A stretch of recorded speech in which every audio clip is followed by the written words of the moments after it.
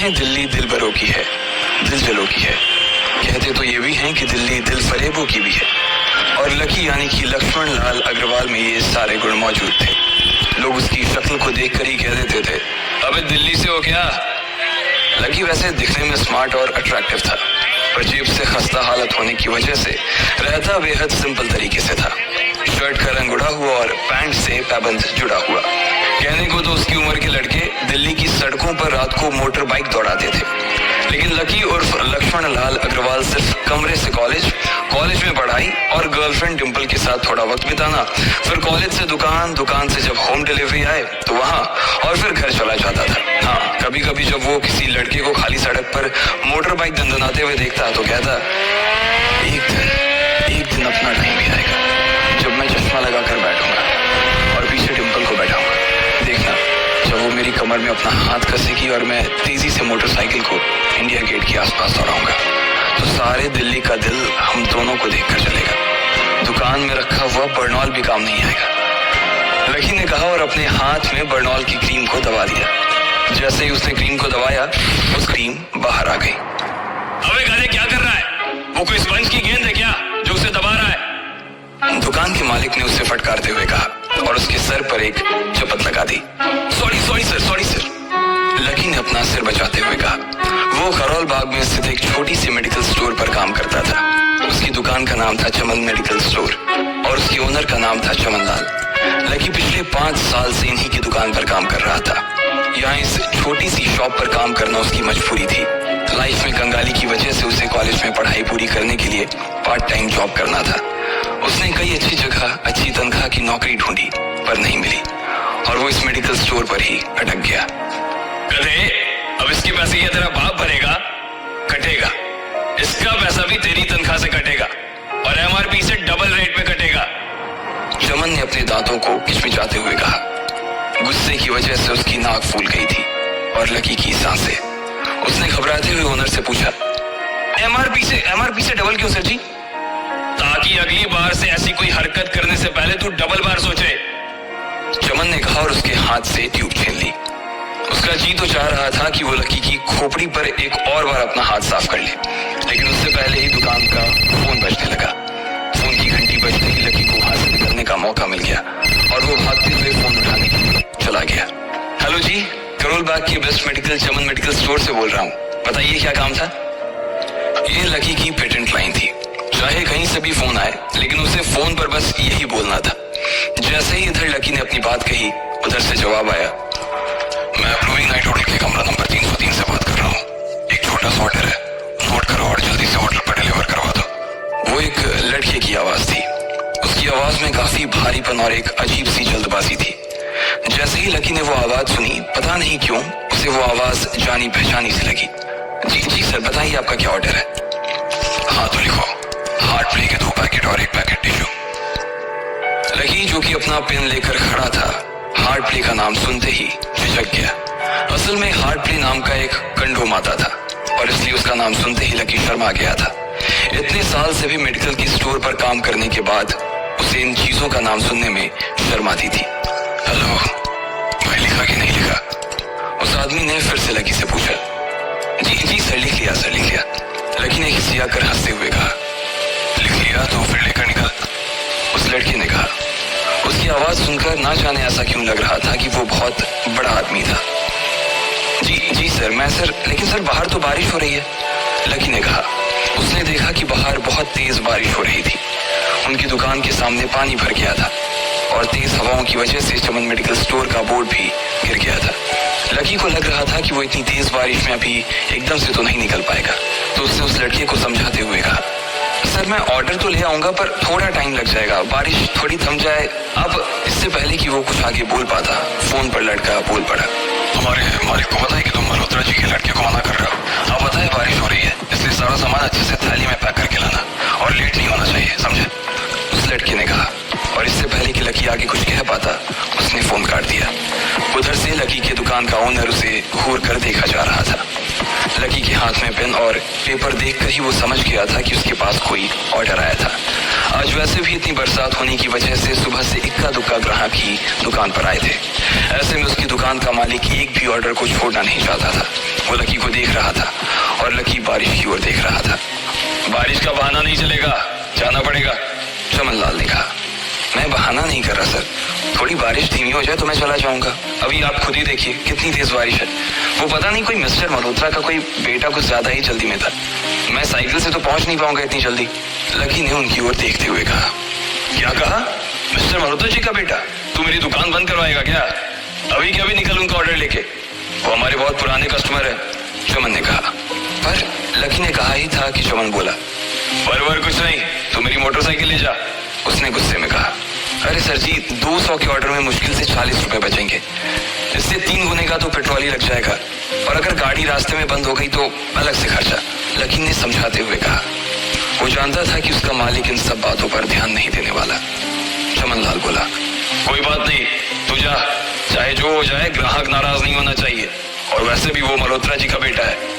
चमन लाल ने मोटरसाइकिल की चाबी लकी की ओर डालते हुए कहा। लकी ने चाबी ली, उसे देखकर उसके अंदर मिक्स फीलिंग आ गई। एक तो वो बहुत खुश हुआ कि बड़े दिनों बाद बाइक चलाने को मिलेगी, पर वहीं दूसरी तरफ दुखी इसलिए हुआ कि बाइक मिली भी तो ऐसी तेज बारिश में, अगर खराब हो गई तो इसकी चपत भी उसके सिर पर ही पड़ेगी। वो मुंह लटकाकर रेनकोट और हेलमेट पहनते हुए वहां से निकल गया। बाहर आकर बाइक को देखा तो लकी ने मन में सोचा, चलो ठीक है, जो होगा देखा जाएगा, कम से कम बाइक तो चलाने को मिल रही है। दरअसल लकी इतने साल काम करने के बाद भी अपने लिए एक मोटरसाइकिल नहीं ले पाया था। लकी की तनख्वाह ही इतनी भर थी कि सिर्फ उसके कमरे का किराया, उसकी साइकिल में डालने वाली हवा का खर्च, बिजली पानी का बिल और डिम्पल के साथ महीने में 1-2 बार बाहर खाने का खर्चा ही निकल पाता था। उसे डिम्पल की कई बात अक्सर याद आती थी। लकी, अगर अगले 2 महीने में तूने बाइक नहीं खरीदी ना तो मैं तेरे से ब्रेकअप कर लूंगी, देखना। असल में डिम्पल को लकी के साथ बाइक पर घूमने की बड़ी तमन्ना थी। लकी की इस उजाड़ जिंदगी में एक वही तो थी जिसके लिए जिंदा रहने को उसका जी चाहता था। जब भी वो उससे बाइक की बात करती तो लकी डिम्पल की इस बात को हंसकर टाल देता था। वो अपने मन में इस बात को अच्छे से जानता था कि डिम्पल उससे बहुत प्यार करती थी और वो उसे कभी छोड़कर नहीं जा सकती थी। वो दोनों एक दूसरे में ऐसे घुले मिले थे जैसे बादल बरसात में घुल जाती है। लकी को डिम्पल बहुत पसंद थी और वो उसके लिए दुनिया जहां की खुशियां खरीद कर ला देना चाहता था। वो चाहता था कि एक दिन वो डिम्पल को प्लेन में बैठाए, लेकिन उसके ये सब ख्वाब इस कम तनख्वाह की नौकरी की वजह से कभी पूरे नहीं होने वाले थे। पर आज उसके पास एक मौका था। वो डिम्पल को अपने साथ इस बारिश में राजपथ घुमाना चाहता था। वो उसे दिल्ली दिखाना चाहता था। चमन लाल को देने के लिए उसने पहले से ही बहाना सोच रखा था। बस जल्दी से वो ये डिलीवरी देकर सीधे डिम्पल के पास ही जाने वाला था। उसने होटल ब्लूमिंग नाइट के बाहर मोटर बाइक पार्क की और सीधे होटल के अंदर चला गया। लकी ने रिसेप्शन पर पहुंचकर नमस्ते करते हुए रिसेप्शनिस्ट को बोला, जी मैं चमन मेडिकल स्टोर से आया हूँ, रूम नंबर 303 का ऑर्डर था सर। रिसेप्शन पर खड़ा आदमी उसके हाथ में काली थैली को देखकर समझ गया था कि उसमें क्या था और वो मंद ही मंद मुस्कुराते हुए बोला, 3rd फ्लोर पर है, लिफ्ट से चले जाओ, रेनकोट यहीं उतार देना। जैसा उस आदमी ने कहा लकी ने ठीक वैसा ही किया और लिफ्ट में चढ़ने की कुछ ही देर बाद वो 3रे माले पर पहुंच गया था। वो रूम नंबर 303 के बाहर पहुंचा और उसने डोरबेल बजाई। जैसे ही दरवाजा खुला लकी ने थैली आगे बढ़ाते हुए कहा, नमस्ते, मैं चमन मेडिकल स्टोर से लकी, आपका। इससे पहले कि लकी आगे कुछ कह पाता उसकी आंखें फटी की फटी रह गई थी। उसने अपने सामने जो देखा उसके बाद उसे ऐसा लगा कि बंद छत के नीचे भी उसके ऊपर आसमान से आकर एक जोरदार बिजली गिर गई थी। उसके सामने एक लड़की खड़ी थी। वो लड़की और कोई नहीं बल्कि उसकी गर्लफ्रेंड डिम्पल ही थी। उसने एक पर्पल कलर का नाइट गाउन पहन रखा था। उसके काले घने बाल गीले थे और उसने उन्हें अपने कंधे पर फैला रखा था। उसकी खुशबू से ही ये चीज साफ पता चल रही थी कि वो अभी अभी नहा कर आई थी। डिम्पल, तुम यहाँ क्या कर रही हो? लकी को अपनी आंखों पर विश्वास ही नहीं हो रहा था। उसने 2 बार अपनी पलकें झपका कर देखा, लेकिन दोनों बार ही उसे अपने सामने डिम्पल ही नजर आई। तुम यहाँ क्या मेरा पीछा करते हुए आए हो लकी? डिम्पल ने उल्टा उसी के ऊपर पलटवार करते हुए कहा। लकी को देखकर उसके दिल की धड़कन भी तेज हो गई थी। उसे उम्मीद नहीं थी कि लकी यहाँ आ जाएगा।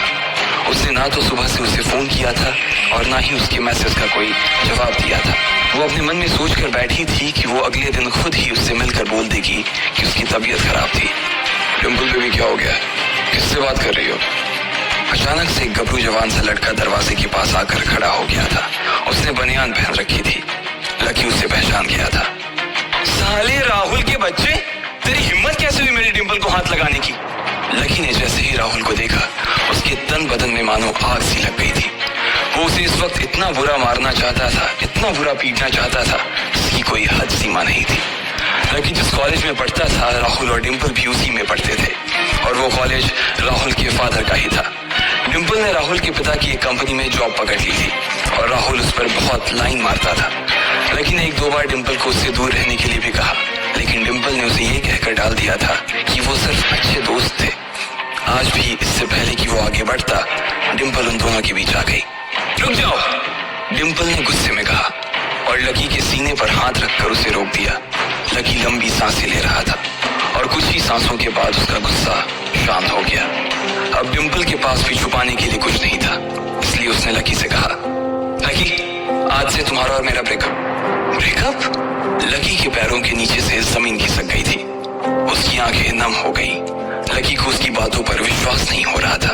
उसने डिम्पल की ओर देखा और बोला, डिम्पल, हम पिछले 1 साल से एक दूसरे के साथ हैं और तुम हो कि मुझसे ब्रेकअप करना चाहती हो? अरे मैं तो तुम्हारे लिए नई बाइक लेने वाला था। चल रहने दे, आज ही याद आई है तुझे बाइक की। अरे तेरे पास मुझे बाहर घुमाने के लिए, खिलाने पिलाने के लिए पैसे तो है नहीं, तू कहाँ से लेगा बाइक? और अगर ले भी लेगा तो उसमें पेट्रोल कहाँ से डलवाएगा? तेरी 8,000 रुपए महीने की नौकरी, उसमें होगा ये सब? लोग हंसते हैं मेरे ऊपर जब मैं सरोजनी में तेरे साथ घूमती हूँ।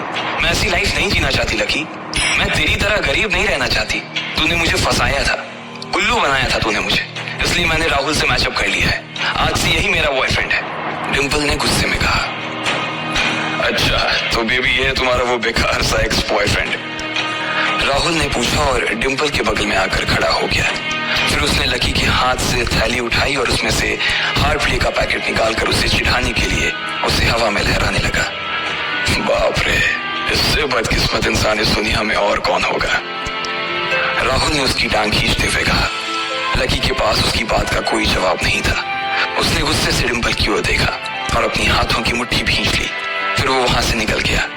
अबे पैसे तो ले जा, सब कुछ फ्री में देता जाएगा क्या? राहुल ने जोर से ठहाके लगाते हुए कहा, लेकिन लकी बिना उसकी बात सुनते ही निकल गया। उसके दिमाग में डिम्पल के कहे शब्द गूंज रहे थे। उसने कभी सपने में नहीं सोचा था कि डिम्पल उसके साथ कुछ ऐसा भी कर सकती थी। जिस इंसान के लिए वो इतना कुछ करना चाह रहा था, उसे उसकी कोई कदर ही नहीं थी। लकी इतना हताश हो गया था कि बुरी तरह से रोने लगा। इस बार वो लिफ्ट से नहीं बल्कि सीढ़ियों से नीचे उतरा और एक सीढ़ी उतरने के साथ उसके आंसू आंखों से झलकते जा रहे थे। जब उसकी आवाज सुनकर कुछ लोग अपने कमरे से बाहर आए तो लकी ने तुरंत अपने आंसू पोंछे और तेजी से वहां से भाग गया। उसे जिंदगी में पहली बार प्यार हुआ था और पैसों की कमी की वजह से न सिर्फ उसका प्यार बल्कि उसकी पूरी जिंदगी बर्बाद हो गई थी। लकी जैसे ही बाहर आया तो उसने देखा कि बाहर अंधेरा हो गया था। आसमान में तेज बिजली कड़की और बारिश जो थमी थी एकाएक फिर से झमाझम बरसने लगी। ये देख लकी के थमे हुए आंसू एक बार फिर से छलक गए। उसका दिल बुरी तरह से टूट चुका था, लेकिन उसे इस बात की खुशी भी हो रही थी। आखिर आज उसे डिम्पल का असली चेहरा नजर आ गया था। वो तो उसके साथ घर बसाने की सोच रहा था, लेकिन अच्छा हुआ कि उसने पहले ही उसका घर बर्बाद होने से बचा लिया। लकी को दुख तो बहुत हो रहा था, पर उसे ये भी लग रहा था कि उसे आगे चलकर यही दुख उसे खुशी देने वाला था। लेकिन एक चीज थी जो लकी को परेशान कर रही थी, वो थी उसकी माली हालत। उसकी जेब इतनी तंग थी कि उसे फटी हुई जेब की पैंट पहनकर घूमना पड़ता था। कभी कभी तो लकी सिर्फ रोटी खाकर दिन काट लेता था। वो कब से कोशिश कर रहा था कि कोई अच्छा काम पकड़ सके, लेकिन उसे कोई काम देने को राजी नहीं था। उसने टूटे हुए दिल को दिलासा देते हुए मन में सोचा कि डिम्पल पर खर्च होने वाले पैसे बच जाने से शायद उसकी हालत सुधर जाएंगे, पर फिर भी वो रातों रात रईस नहीं हो जाने वाला था। उसने ऊपर आसमान की ओर देखा और जोर से चिल्लाया, अगर इतना ही अनलकी बनाना था तो फिर नाम लकी क्यों रखा भगवान? वो जितनी जोर से चिल्ला सकता था उतनी जोर से चिल्लाया। उसकी आवाज से आसपास खड़े लोग एक बार तो डर गए थे। लकी ऊपर ही देख रहा था और उसके आंसू बारिश के पानी के साथ मिल गए थे। जैसे ही वो फूट कर रोने को था, तभी उसके फोन पर एक मैसेज आया।